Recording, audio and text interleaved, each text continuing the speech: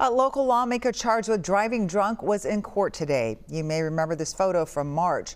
It shows GOP representatives Elliott Engen and Walter Hudson at a bar in St. Paul. Later that night, Engen was pulled over in White Bear Lake. Today, as John Lauritsen reports, he was in court in Maplewood. With his attorney Chris Mantle by his side, State Representative Elliott Engen made his way into court Friday morning. His appearance only lasted a few minutes, and he did not make a plea to the drunk driving charge. Instead, his hearing was rescheduled for August 28th. Through the advice of his attorney, Engen declined to speak with us.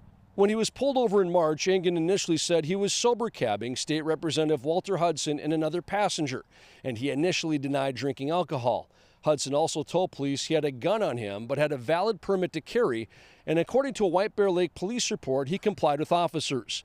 The report also states Engen's blood alcohol concentration was over .08 within 2 hours of being pulled over, and the police noticed he had watery, glassy, and bloodshot eyes.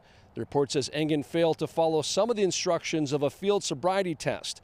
A bottle of alcohol was also discovered in a child's car seat in the back seat that Hudson claimed was his.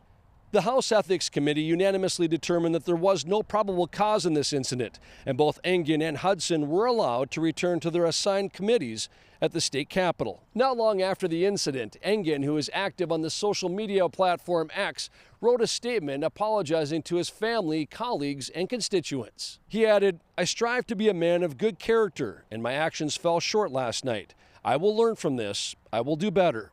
Earlier this month, Engen dropped his bid for state auditor and will not seek re-election in the House. In Maplewood, John Lauritsen, WCCO News. In a post-Miranda interview, Engen admitted that he drank two 12-ounce Coors Light beers at the bar between 11 and 11:30 that night.